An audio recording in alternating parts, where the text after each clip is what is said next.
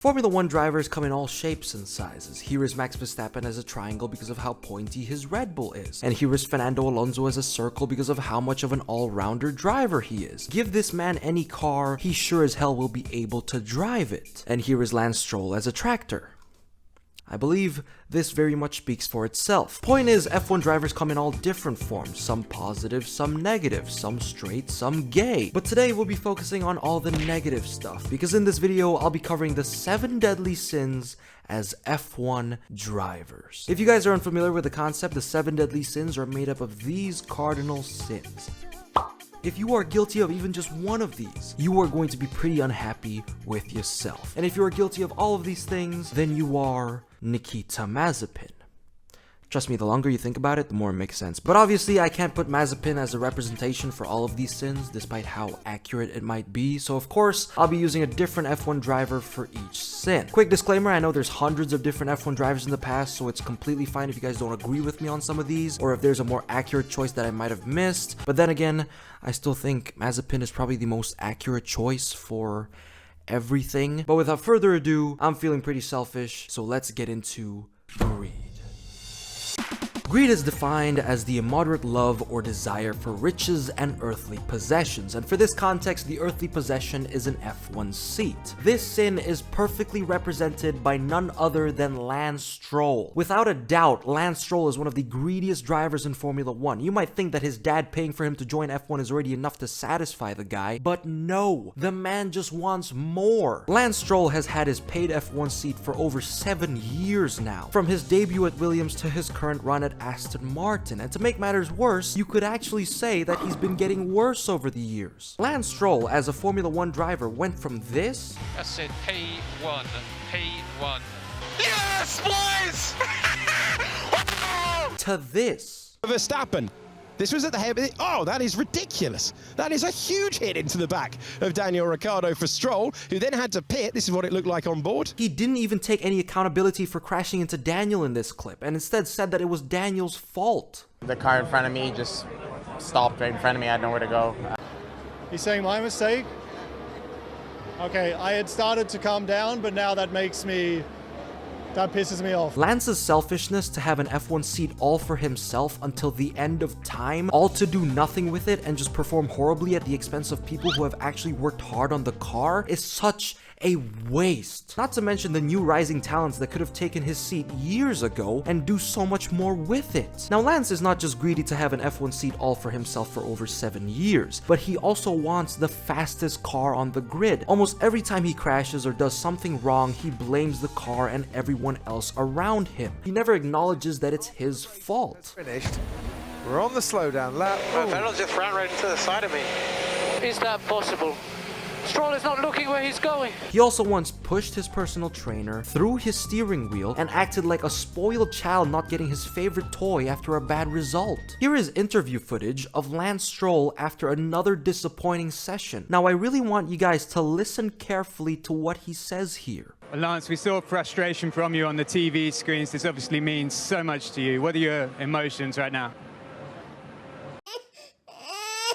And of course, let's not forget that for an F1 driver, he's also unbearably slow. And speaking about slow, we have the Sloth.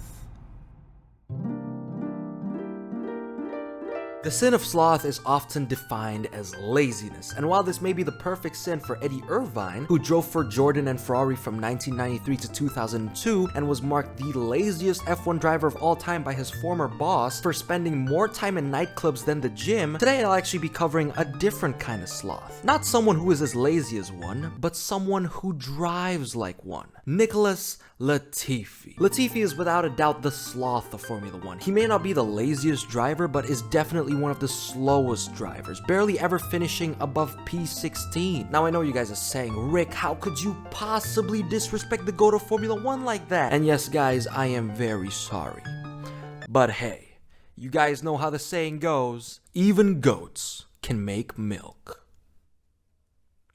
Yeah, I have no idea where I was going with that. Essentially, Latifi is extremely slow, which is the reason why he does pretty well in wet races, since he doesn't need the fastest reactions. Except for this one time. That's the bit where you snatch the front brake. Gate on, the car just didn't turn. I just crash into the hairpin. Now, why is Latifi so slow? Well, 3 things. He started karting late at the age of 13, lacks the mental capacity to push for better results, and drove a Williams. That is literally the ultimate combo for P19 and P20. But some also say that Latifi being a pay driver could have affected his work ethic. Not being able to lose your F1 seat can really make you work less for it. I mean, just take a look at Lance Stroll. He doesn't give a damn about his performance. But of course, why did I choose Latifi instead of Nikita Mazepin? The Russian is obviously so much worse. Well, it's because I have an even worse sin for this guy. Also, Mazepin can't really be slow if he crashes all the time anyway. But lust is where Mazepin truly shines. The sin of lust is the disordered desire for sexual pleasure. Now, how on earth is this related to Mr. Eggman over here? Well, it all started when he posted an Instagram story which quickly went viral. The story involved him touching a woman which he claimed was his close friend with the caption, "She's the best." I swear it doesn't get any creepier than that. The woman can be seen trying to cover herself up and later giving the finger to Mazepin. Also, not to mention, this happened before he even got into his first F1 race. Nikita Mazepin might just be the first ever hated F1 driver before even getting into a car. That's how bad his personality is. There are so many reasons not to like Nikita Mazepin. You know, he can't drive, he's a pay driver, his personality sucks, he pisses everyone off. Oh, these bloody idiots. Mazepin will never change. And he's unbearably arrogant. But this Instagram story in particular seals the deal. What makes this even worse is that people have tried to defend Mazepin for his actions, saying that this was 100% consensual. I understand why people thought of it that way, because the woman later posted an IG story saying that it was nothing serious at all, they're good friends, it's an internal joke, and that Mazepin is actually a really good person.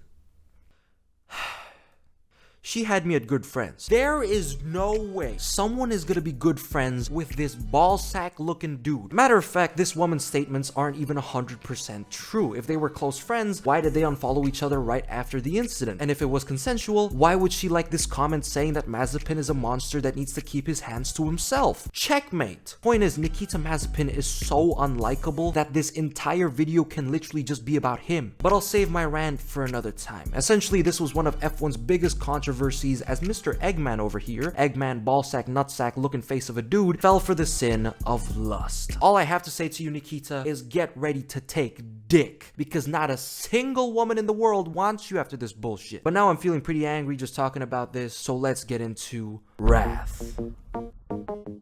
This sin, I have to say, is best represented by none other than Max Verstappen. Although Michael Schumacher and, a bunch of other F1 drivers in the past are pretty good candidates as well, but Max Verstappen takes the cake here. He also has quite the cake as well. Okay, that was completely unnecessary for me to say that. But essentially, Max Verstappen perfectly represents wrath. But at the same time, not really. Because right now, he's actually the polar opposite of wrath. Surprisingly, we haven't seen Max extremely angry the past couple of months. As of late, he's actually been awfully relaxed. And I mean, really relaxed. You cannot convince me that this man doesn't see F1 as just a side quest. That's it. That's P1, Max. Lol. What happened to the others? Yeah. Oh my god. Oh, no way. It's not because of you, that. Oh my god, it's my fault. Yeah, but I mean, it's always if, right? If my mom had balls, she would be my dad, so... But this is the no-pressure version of Verstappen, because the moment this man is under pressure of losing the championship, he becomes a completely different person. I call this lady right here Maxime Verstappen. But going back, the under pressure version of Verstappen is almost a completely different entity. We can see wrath in his early years in F1, especially his aggressive driving style, where he does whatever it takes to keep a car behind, sometimes in ways that are extremely dirty. I mean, just take a look at Spa 2016. Verstappen's ahead of Raikkonen. Now what's going to happen this time, I wonder? Which way is he going to go? Oh, and Verstappen. Hey, come on, this is ridiculous now. He's just turning when I'm going full speed on the right.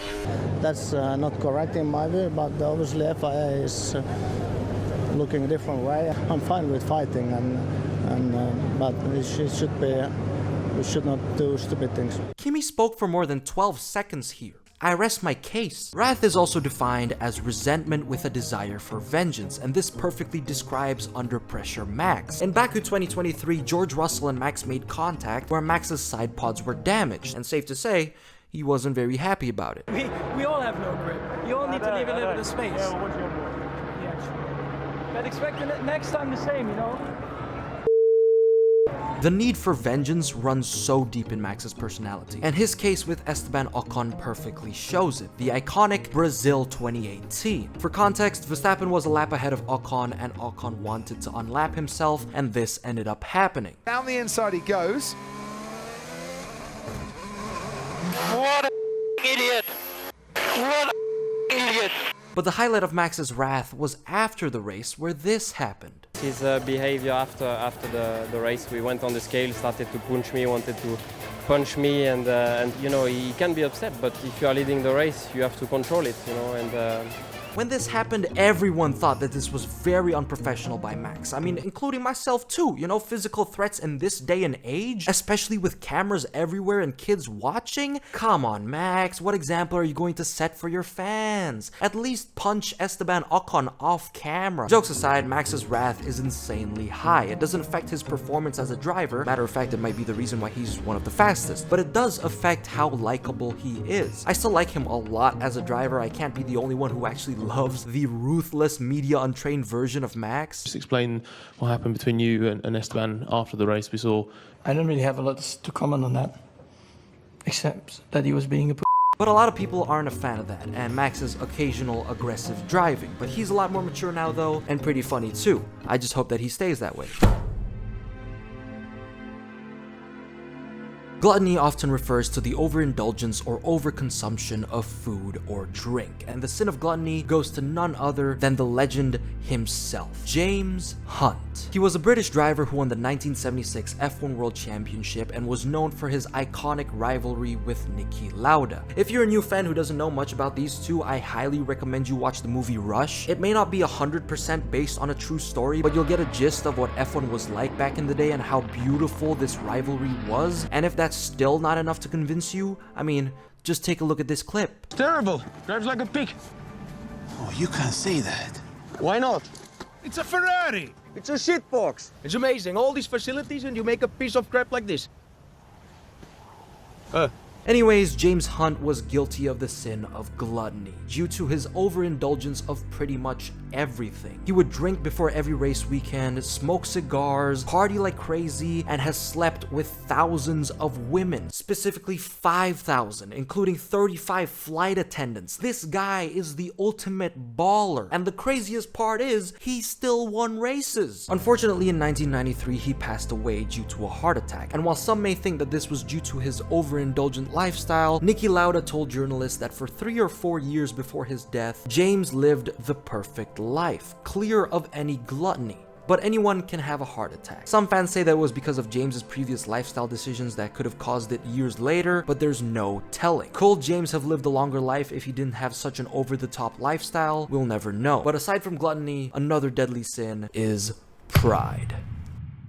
Pride is argued as one of the deadliest sins you could possibly be guilty of. The sin of pride is related to terms like ego, arrogance, superiority complex, and selfishness. And it goes to none other than Esteban Ocon. Esti Bestie over here perfectly represents the sin of pride because of his behavior on track. A lot of new fans don't know what's up with the hype train of hating Ocon in the F1 community, and I understand why. Ocon off track seems like a very amazing dude. He's chill, grounded, and occasionally funny. Is he world champion? No. No.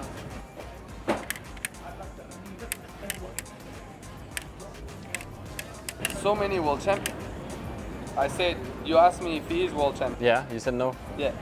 Yeah. But you said no, he's not world champion. Ah no, I left only the world champions on.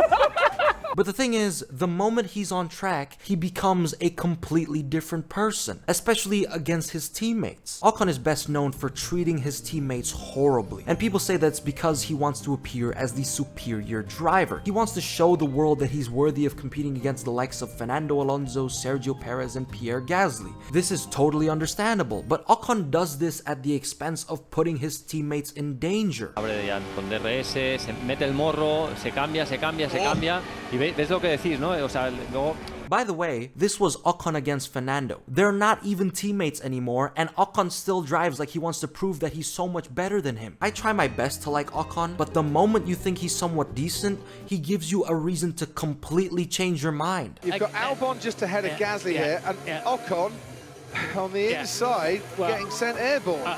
I'm going to say... What did he do? Exactly. What did he do? You don't lunge your teammate in courtyard. Red flag. This prompted Alpine to announce that they were parting ways with Ocon, and when he was asked about whether the incident was his fault, this was his reaction. I got the information that Bruno Famin had said that it was your fault.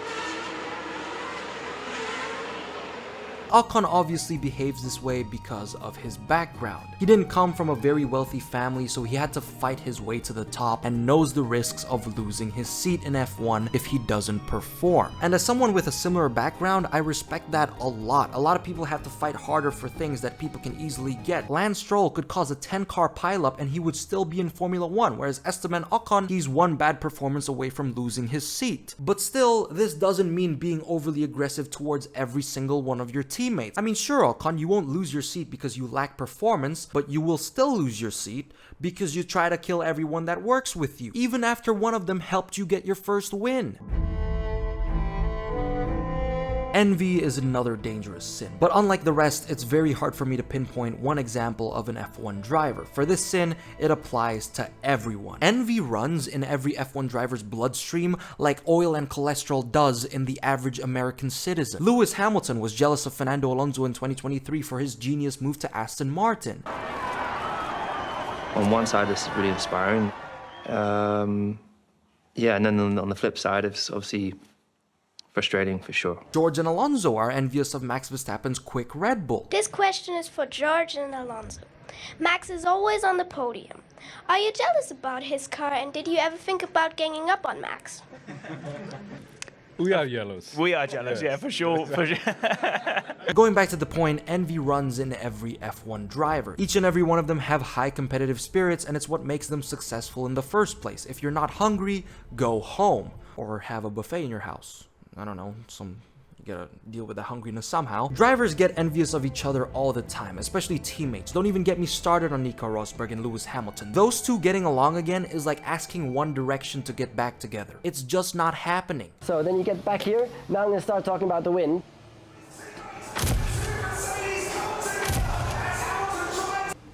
This corner, actually, I don't know much about. But essentially, those are the 7 deadly sins as F1 drivers. Some drivers sin less than others, while some can represent more than one sin, like Mazepin and Stroll fitting in almost every single category. But these drivers are my personal opinions and my personal picks for each sin, except for the sin of envy. It's very hard for me to choose a driver for envy since every F1 driver has that trait, but since I have to choose one F1 driver to represent each sin, then envy is probably gonna go to none other than Danny Kvyat. Only this man has lost his F1 seat, his girl, and his daughter, all to the same guy with daddy issues.